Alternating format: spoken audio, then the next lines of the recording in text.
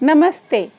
कब्ज़ एक बहुत ही कॉमन, बहुत ही साधारण सी प्रॉब्लम है और इसके सॉल्यूशन भी कॉमन है, बहुत ही साधारण है।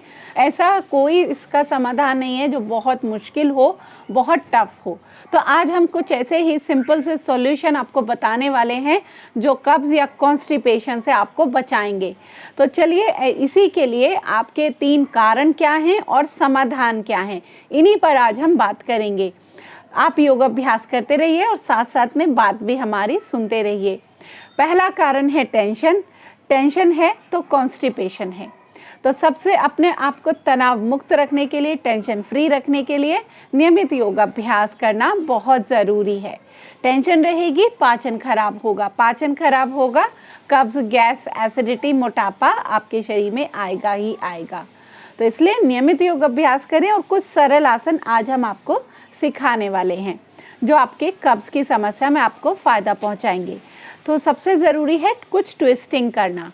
जब आप एक अच्छी ट्विस्टिंग करते हैं तो उससे आपका पाचन बहुत अच्छा रहता है और कब्ज़ में भी आपको फ़ायदा होता है। तो कैसे करनी है ट्विस्टिंग? अपोजिट नी को होल्ड करा, पीछे देखना है, पीछे मुड़ें जितना पीछे मुड़ सकते हैं। और जो ट्विस्टिंग है वो आपके पेट में होनी चाहिए, आपकी आंतों में। तो जैसे एक गीले कपड़े को आप निचोड़ते हैं, उसी तरीके से आपको अपनी आंतों में ट्विस्टिंग लानी है। ऐसे पीछे देखें, फिर इनहेल करें और एक्सहेल करते हुए आपको फिर से पीछे देखना है, इस तरीके से। और इस अभ्यास को कंटिन्यू करें कम से कम 20 बार। जब आप एक अच्छे नंबर में इस प्रैक्टिस को करेंगे तो आप देखेंगे आपकी आंतों में कितनी अच्छी ट्विस्टिंग होगी, कितना आपको फ़ायदा होगा। कब्ज़ की समस्या भी दूर होगी और गैस, एसिडिटी, मोटापा भी आपका कम होगा। नेक्स्ट प्रैक्टिस भी कुछ इसी तरीके की है, यानी कि ट्विस्टिंग है। इसमें क्या करना है, ये है अर्ध मत्स्येंद्र आसन। अर्ध मत्स्येंद्र आसन एक ऐसा आसन है जो कि बहुत अच्छे तरीके से आपके लीवर पर, पैनक्रियास पर, आपकी आंतों पर, आपकी किडनी पर, आपके लंग्स, हार्ट, हर एक अंग पर काम करता है। तो कैसे करना है? इस तरीके से। अगर आप इस पोजीशन को होल्ड नहीं कर सकते, आपका शरीर की क्षमता नहीं है इस आसन को इस तरीके से करने की, तो आप क्या करें, सहज रूप से इस आसन को कर सकते हैं। सिंपल लेग्स को फोल्ड कर लें, अपने अपोजिट हाथ की मदद से अपने घुटने को अंदर की तरफ दबाएं। ठीक है, जो घुटना आपका ऊपर है उसका अपोजिट हैंड, दूसरा हाथ लेना है और इसका दबाव अपने पेट पर डालना है और पीछे देखें, इस तरीके से। इस आसन की मदद से इसको आप इस तरीके से भी होल्ड कर सकते हैं। जितनी ज़्यादा देर हो उतनी देर रुकने की कोशिश करें। कम से कम 1 मिनट तक भी आप इस आसन में रुक सकते हैं। दोनों तरफ से इस आसन का अभ्यास करना है और ये आप देखेंगे आपके पाचन पर बहुत अच्छे से काम करता है, आपके डायबिटीज़ को भी कंट्रोल करने में मदद करता है। अब चलते हैं नेक्स्ट प्रैक्टिस की तरफ। ये बहुत ही कॉमन आसन है जो है वज्र आसन। वज्र आसन आपके पाचन को बहुत तेज़ी से बढ़ाता है, आपके ब्लड सर्कुलेशन को इम्प्रूव करता है। तो जब भी समय मिले, खाने से पहले, बाद में, इस आसन को कभी भी कर सकते हैं।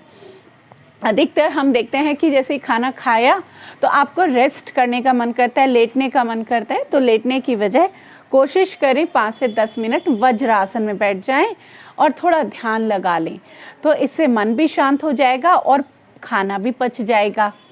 अब चलते हैं नेक्स्ट आसन की तरफ। तो ये आसन है मंडूकासन। मंडूकासन में क्या करना है, ऐसे ही रहें वज्र आसन में। फिर अपने इसको 2-3 तरीके से कर सकते हैं। हम इसमें से 2 आज वेरिएशन लेंगे, किन 2 तरीके से आप इसे कर सकते हैं। तो क्या करना है, मुट्ठी को बंद कर लेंगे। पहले तरीका ये है, अपने अंगूठे का जो बाहरी हिस्सा है इसको अपनी नेवल के दोनों साइड रखें और इस बाहरी हिस्से को नाभि के दोनों तरफ अंदर को घुसाना है।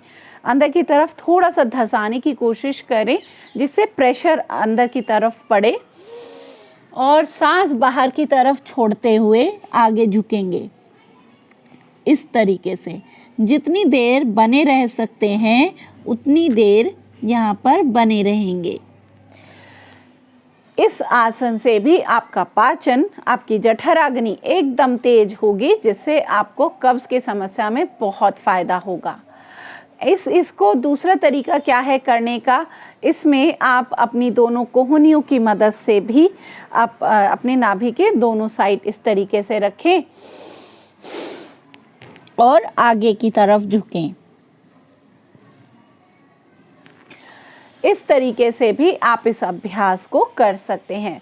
बस ध्यान क्या रखना है कि प्रेशर अंदर की तरफ बने और पेट अंदर की तरफ दबना चाहिए। हर्निया या हाई ब्लड प्रेशर या हार्ट की समस्या है तो आप मंडूकासन को प्रैक्टिस ना करें, या प्रेग्नेंट लेडी हैं उनको भी नहीं करना चाहिए। अब लास्ट आसन आज का हम सीखते हैं, तो ये है मलासन। मलासन ज़रूर करना चाहिए, एक बार दिन में उकड़ू ज़रूर बैठना चाहिए। इस तरीके से सुबह सुबह बैठ सकते हैं तो बहुत अच्छा है। उकड़ू बैठ के पानी पी लें, इस मलासन में बैठ जाएं, जितनी देर आपके लिए संभव है उतनी देर ज़रूर बैठें। घुटने भी हमेशा अच्छे बने रहेंगे, आपके घुटनों की समस्या नहीं आएगी, पेट की कोई समस्या नहीं आएगी, पेट भी अंदर रहेगा, कब्ज़ भी नहीं होगी। और जैसे अगर आपको किडनी की समस्या है, रिप्रोडक्टिव ऑर्गन्स का प्रॉब्लम है, तो उनमें भी आपको बहुत फ़ायदा होगा। तो जितनी देर अपनी क्षमता के अनुसार, कोई हम टाइम आपको नहीं कह रहे कि 10 मिनट बैठना है, 5 मिनट, शुरू में 30 सेकंड बैठ सकते हैं तो 30 सेकंड से ही शुरू करें, अपनी क्षमता के अनुसार बैठें। तो इन कुछ आसन का अभ्यास करने से साथ साथ में अपने आप को टेंशन फ्री रखने से, कॉन्स्टिपेशन से आप बच सकते हैं। मेडिटेशन करिए, आप खूब वॉक करिए, जितना आप कर सकते हैं उतनी वॉक करें, तो इससे आपका फिज़िकल एक्टिविटी इम्प्रूव होगा और जिससे कब्ज़ से आप ज़रूर बचेंगे। खान पान में ध्यान रखना है, मार्केट का प्रोसेस्ड पैकेज्ड फूड से बचें और घर का ताज़ा बना हुआ खाना खाएं।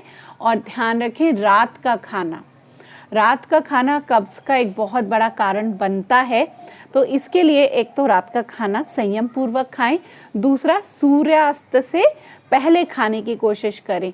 जितना आप रात का खाना लेट खाओगे उतने कब्ज़ के जो चांसेस हैं वो बढ़ते चले जाएंगे। तो अपना जो डिनर है उसे बहुत टाइम से कर लें और थोड़ा कंट्रोल के साथ करें।